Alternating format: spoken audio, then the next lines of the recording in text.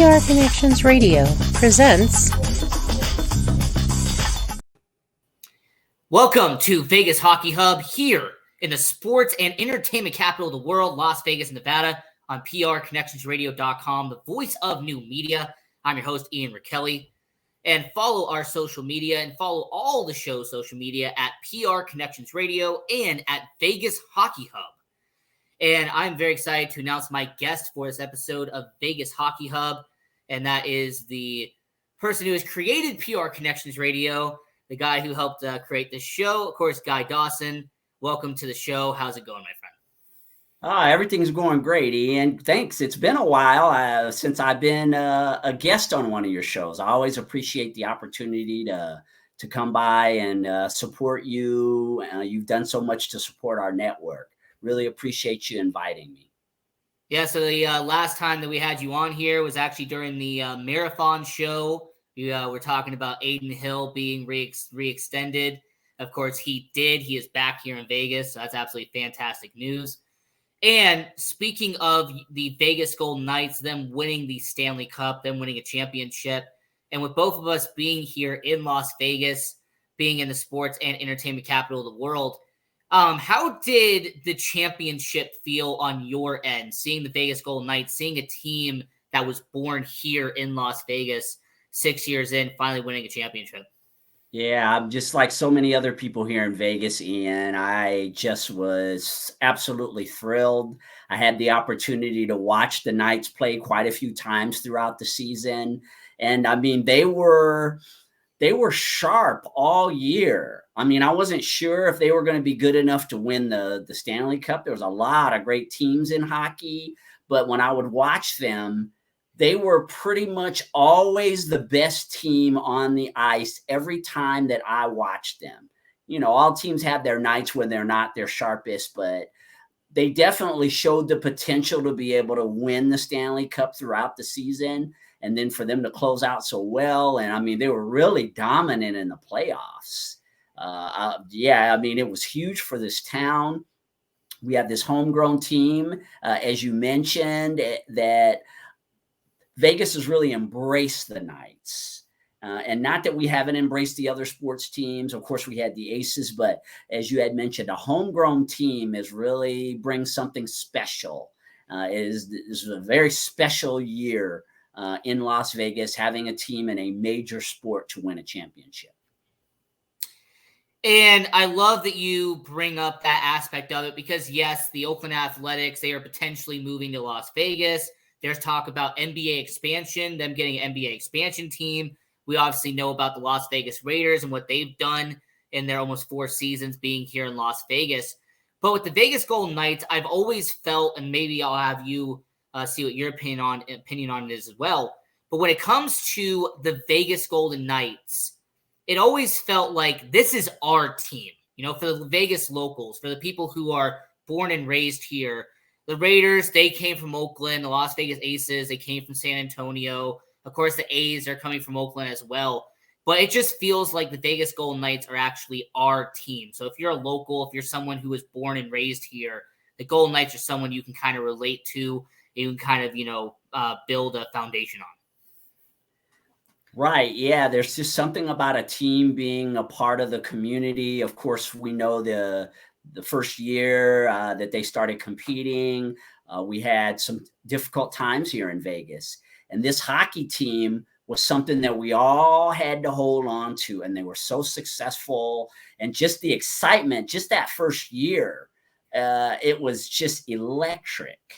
And then they've been successful pretty much every year that they've been in existence. They've really become a part of the fabric of this town. And I think that to have them perform at such a high level, being a relatively new team, as you know, Ian, being a real sports aficionado, it usually takes a lot of years for a team, an expansion team at that, to win a championship. I don't know if I ever remember an expansion team that I can remember winning a championship as quickly as the Vegas Knights have done.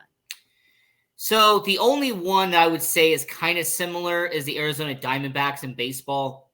They debuted in 1998, won a championship in 2001. Now, I will say they are a notable exception. Because the Arizona Diamondbacks went and got a Cy Young and future Hall of Famer in Randy Johnson. So, I remember that. Kind of similar. Now I remember. And they went out and got Hall of Famers and got All-Stars. So, I will say when it comes to Vegas Golden Knights, I love what they did, building from within, having a misfit mentality. I even mentioned that some of the players they have acquired the past couple of years still fit that misfit mentality of, all right, you didn't want me on your team. Now I'm going to come to Vegas and I'm going to show you why it was a mistake letting me go. And when it comes to that misfit mentality, I've always felt like that's sort of Vegas as well. Probably people here in Vegas, we are kind of a transient city. We come from other places. So how does that kind of correlate to you? The fact that you had the misfits, you had the expansion draft, you had all these players were taken from other teams, and now they kind of have branded together and have kind of become this one all-in-one kind of situation. Right. As you had mentioned, they do fit our town in a lot of ways. The way that the team was created in the first place, where a lot of people who come to live in Vegas, they have a lot of reasons for why they come to live here, but definitely this is a town for fresh starts for a lot of people. And I think that the Knights, back in their first season, they really exemplified that. They were full of a bunch of players who were looking for a fresh start with this hockey team. And that was just kind of, that's why they so much belong to us. They really just exemplify us, the way that they are presented even. I mean, the Vegas Knights are their show business. That introduction from the very beginning, they worked a lot on being just so Vegas, the showgirls, they've exemplified what the culture of Vegas is all about. And speaking of, I love the entertainment show they do at the beginning of each game. Regardless if it is a preseason game, regular season game, or in the Stanley Cup final, regardless of when you see it, you can tell they put a lot of effort and a lot of heart and time and patience into building that pregame show, to having, an experience for all the fans, regardless if you're a Golden Knights fan or if you're a visiting fan. You're going to go away feeling like you watched a show with the Golden Knights at T-Mobile Arena, at the Fortress. It really is one of a kind. So with that being said and put into mind, when it comes to the Vegas Golden Knights, when it comes to the entertainment aspect of it, how special does that make the Golden Knights? How does it make it stand out among the other teams in the NHL when it comes to what they provide entertainment-wise to the fans? Yeah, it's a real attraction going to a Vegas Knights game on so many levels, Ian. You just, the introduction is just what they're known for. I mean, that's a phenomenal experience with the video and the presentation, but just throughout the game, there's just this huge entertainment element. And again, it exemplifies what our city is all about. And that's how I think you start to become a part of the fabric. And that's why teams that come from other cities, it's a little bit different. Again, you were talking about the Raiders and then potentially the A's, we embrace the fact that they're coming here. It's just that they don't have that specific connection the way that T-Mobile Arena was designed for the for the Knights to be able to present themselves in the way that they present themselves, just the way that they're marketed locally. It's just all about Vegas. I mean, they are the Vegas Golden Knights. I mean, they just encompass what our city is all about. So and these other teams that are starting to come, we have a potential expansion team that you mentioned in basketball in a couple of years. I'm looking forward to that. I've heard a lot from the NBA recently about the fact that they are definitely considering expanding to Las Vegas. So we might get an opportunity to experience this very soon again. But again, I just feel so fortunate having lived here since 1996 and seeing the evolution of a sports oriented city. And now, the crown of having the best hockey team in the world. I mean, it's just phenomenal. And as we are talking about the Vegas Golden Knights here on Vegas Hockey Hub on prconnectionsradio.com, the voice of new media, I'm your host, Ian Rachiele. We're here with Guy Dawson, the founder of PRConnectionsRadio.com. And the Vegas Golden Knights clearly couldn't have been founded without the most important member of the Vegas Golden Knights, and that is the owner himself, Bill Foley. And the passion he has shown for hockey and the passion he has shown for Vegas was clear and on full display when he made this infamous quote saying that it was going to be playoffs in 3, championship in 6. This has been kind of an amazing quote now, using hindsight, seeing that they won a championship indeed in 6 years. But having a guy who loves hockey and who loves the city of Las Vegas like Bill Foley, how important is that for the Vegas Golden Knights to have an owner like that? Someone who really cares about the team, the city, and more importantly, the sport. It makes a huge difference, Ian, when you think about some of these owners of professional sports teams. The team they own is really just another one of their assets. They have other businesses that they own, and the sports team that they take on is just another asset that they acquire for a financial gain generally, which is why people buy businesses. There's nothing wrong with that. I mean, people are in business to make money, obviously. But as you had mentioned, the owner of the Knights, not only is this an asset for him, but it's something that it's a passion. And I think that also oozes out of the way that everyone has embraced the team as a reflection of the leader. Any organization, in my opinion, it exists in the reflection of the leader, and wherever the leader is. So this guy, he's the owner of the team, and everyone else kind of takes on and embraces that type of a mentality because, as you had mentioned before, you see this owner who's extremely passionate. He's very committed to bringing in good players to excellence by setting goals like that, right? That's pretty high goals. 3 years, playoffs, 6 years, Stanley Cup. I mean, this guy was all in. He was all in from the very beginning, and definitely the way that the players perform as a result of that, and the way that the community embraces the team, it all flows down from the top. The leader, where's the leader? How's the leader feeling? Where's the passion of the leader? And the Vegas Knights definitely have benefited greatly from having a guy who looks at his team more than just on a balance sheet.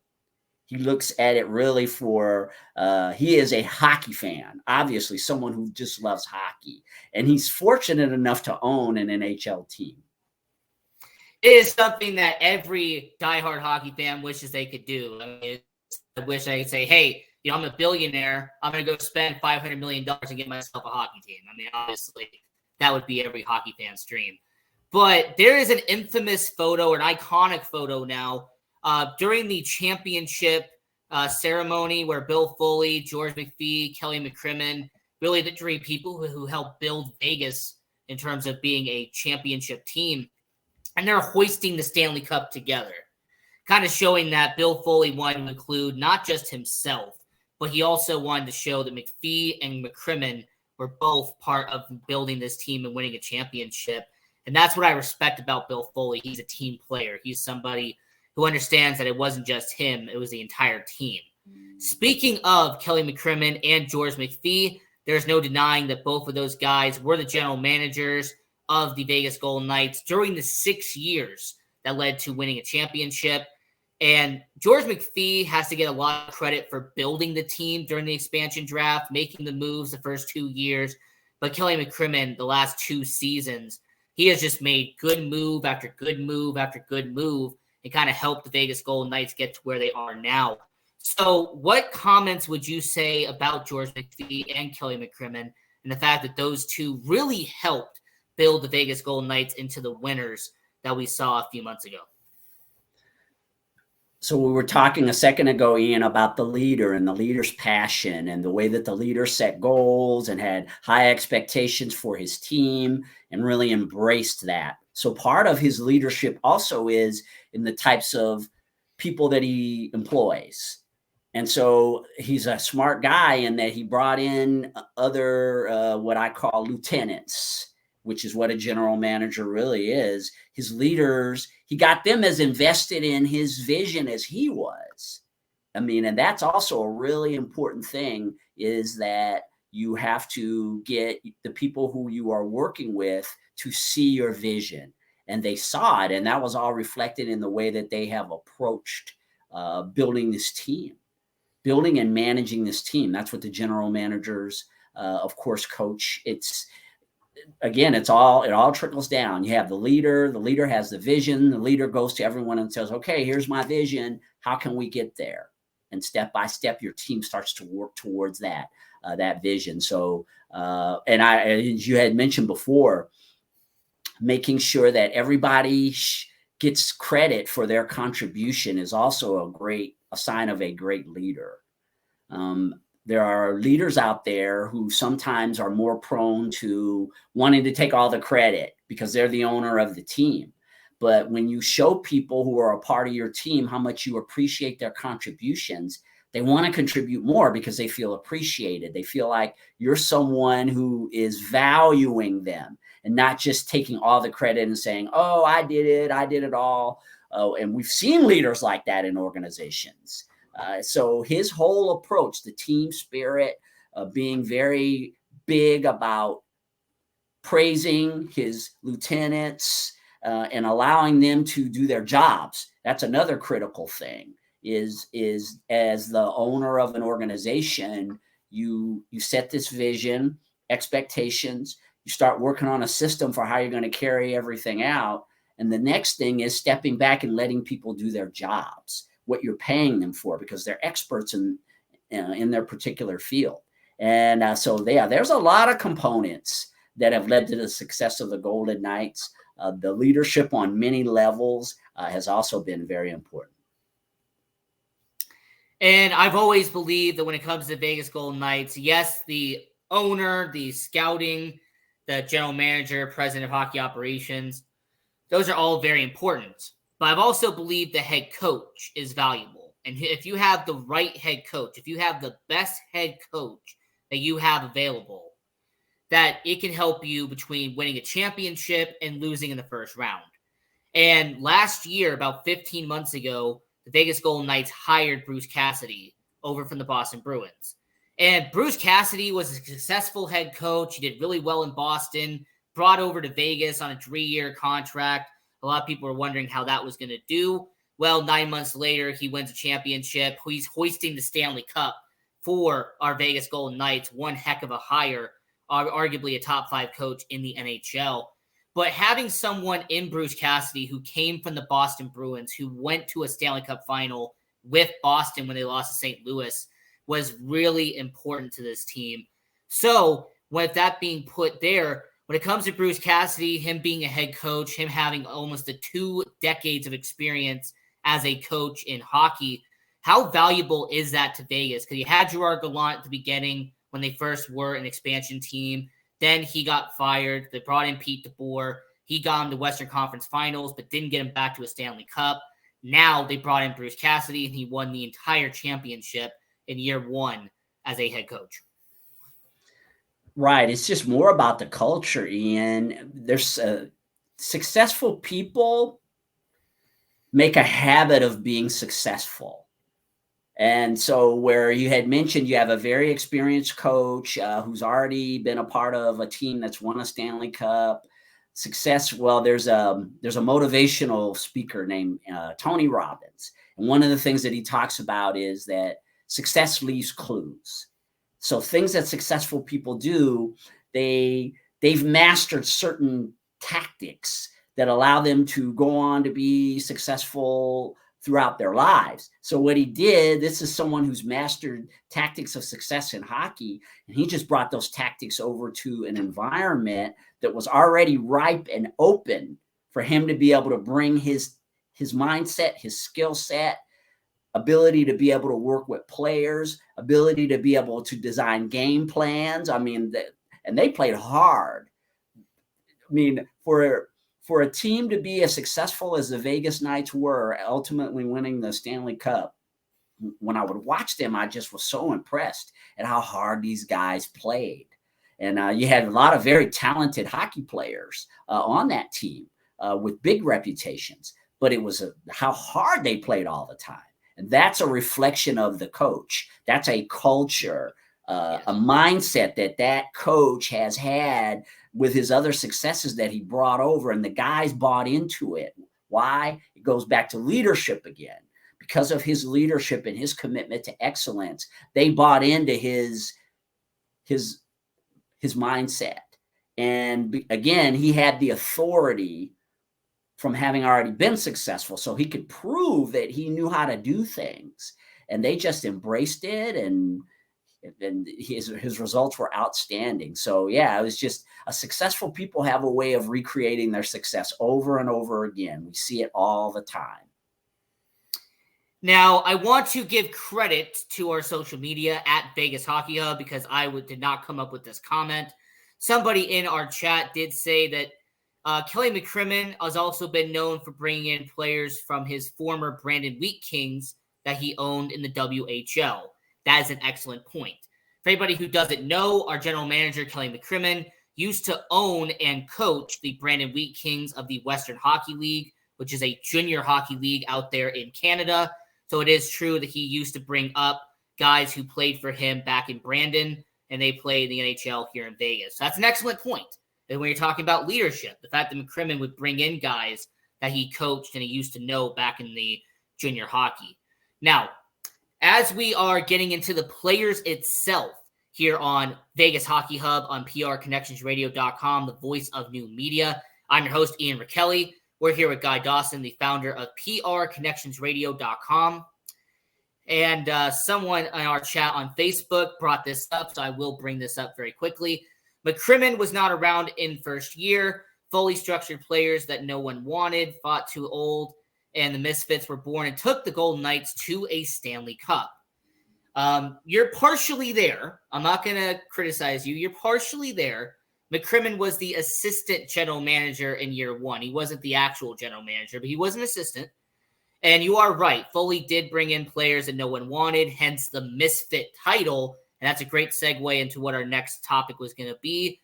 Of course, we know that we have still 5 original players left from year one on the current roster. You have Marchessault, have Theodore, you have William Carrier, Braden McNabb, and you do have William Karlsson.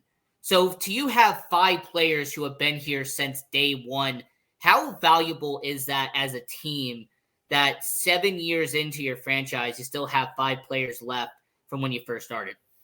Yeah, it shows the steadiness, Ian, and it also shows that there is an environment and a culture that players want to be a part of, that they've wanted to continue to play for the Vegas Golden Knights, and because they could see the vision. And a lot of that is just the goals that are set and what the players are seeing. So they're seeing success year after year after year. I mean, the Knights didn't win the Stanley Cup until this past season, but these players could see the progress. They could see that this is a successful organization that's going places. And that's what made them want to continue to be members of this team and to sign contracts to continue to be a part of the team. And what does that create? That creates an environment of stability. And as you're adding these new players, now you've got built-in leaders. So now it all goes back to leadership. As we've been talking about, this could have been the leadership edition of Vegas Hockey Hub, Ian. The leadership edition, yes. That's really what we've been talking about, just different levels of the leadership. So when you've got this core of people who've been able to gel with one another, who understand the vision of the higher leadership, and they have bought into that, as the other players start to come, now you've got these built-in leaders. So you're not constantly starting from scratch with new leaders who might not be familiar with the culture. You've got people that were raised in the culture, who've become the core of the team because of their experience, their understanding of how things work within this particular organization. So the new players come in, and there's stability. And so they're able to just come in and play their roles because there's a strong foundation around them that makes them feel secure. And of course, great coach. You got just so many things have worked well for the Vegas Golden Knights over the course of this time since they become an organization. It's almost too good to be true. It really is. You just don't see this very often with new expansion organizations. I know you had mentioned the Diamondbacks. I didn't even think about the fact that relatively quickly they became a World Series winner. I hadn't even thought, but yeah, expansion teams, it's usually a grind. It takes a long time for them to really develop that culture and be successful. But it's just with the Vegas Golden Knights, so many things have worked well for them. And then a city, again, that had never had a professional sports team before that They didn't have has anything. embraced it. Yeah, I mean, heck, I remember the good old days going to Orleans Arena, seeing the Las Vegas Wranglers, the Double A, ECHL. Then you have McMillan's Pub right across the street. Yeah, definitely. I remember Orleans Arena very fondly. However, I will say when it comes to Vegas Golden Knights, and we have about 5 minutes left, I will say it has been great to see them go from year 1 to year 6. And one of the best players on the Vegas Golden Knights, the guy who won the Conn Smythe Trophy for playoff MVP, was Jonathan Marchessault. He has really been the heart and soul of our Vegas Golden Knights since year 1. However, there has been those reports that he is at the end of his contract with the Vegas Golden Knights. This will be the last year of that 6-year contract he signed when he originally joined the team. And there is some speculation. Will he sign a long-term deal here in Vegas after the season is up? Would he sign a bridge deal, kind of a 1-year, 2-year situation? Would he go somewhere else? But for someone who's the heart and soul of the Vegas Golden Knights, someone who I say is the greatest player in Golden Knights history up to this point, what do you think about the Jonathan Marchessault situation? The fact that, yes, this is the last year on his current contract he signed in Vegas back in 2018. I kind of look at it like this, Ian. When you look at these juggernauts, these teams that have had won multiple championships, they've all been really good about keeping the core players who've brought them to the dance, as you would say. And so I would think that the Vegas Knights, again, the way that they've approached building this hockey team has been very strategic and very intelligent. And I would imagine that they'll continue to act intelligently. Your heart and soul of your team, the way that you're able to win multiple championships is some of these dynasties. That was the word that I was really looking for. When you look at these dynasties, Ian, dynasties don't let heart and soul players leave their teams. They know how important their contributions are. How it's not even so much about how they play hockey, although of course you want your heart and soul players to be elite athletes. But it's just the approach, the leadership that they bring, and the way that the other players look up to them. I would say that it would be extremely important to do everything you could to maintain players like that. That's how you build dynasties. And I feel like the Vegas Golden Knights are on the cusp of really building a dynasty. When you look again at their success and already having a Stanley Cup, their pursuit of a dynasty is going to be contingent on locking down these players with long-term contracts, in my opinion. And since we have about 1 minute left here on the show on Vegas Hockey Hub, my final question to you and everyone watching all around the world is NHL dynasties. Everyone loves them, regardless if it was the Avalanche and Red Wings back in the 90s and 2000s. You had the Blackhawks and the Kings in the 2010s. Tampa Bay Lightning just did a back-to-back in the beginning of this decade. But winning one championship, that's good. But winning two, that makes you special. So with the Vegas Golden Knights, and we have about a minute left, what's your likelihood? What percentage would you give our Vegas Golden Knights on repeating and going back-to-back here in the NHL? I feel like they have an excellent opportunity. Health is always an issue. Being really healthy the season after you win a championship. But in terms of having all the pieces in place to be a repeat champion, I think all systems are go. But health, I mean, that's always something to watch because health means a lot on your ability to be able to perform at the level that you might have performed last season. But in terms of just the culture, they're ready to go. I really do believe that. And that would be great. And I would happy to see them go back to back. I would love that. Now we have about half a minute. So Guy Dawson, appreciate you coming on the show. Tell everyone about your social medias and where they can find you. Oh, wow. Well, you can follow, of course, PR Connections on Facebook, Instagram, and LinkedIn. We stream all over the world. We've got about 14 shows here at the network, and our network is growing. Yeah, I mean, you could find me, just Google me. I'm in a public relations and marketing business called Classy Communications. And you can go to classycommunications.net to learn more about how we can help you with things related to your business or organization. And yeah, just Google Guy Dawson, I would say. Absolutely. Definitely go do that. And follow the show at Vegas Hockey Hub and the network at PR Connections Radio. Until next time, have a good one. Thanks again, Ian.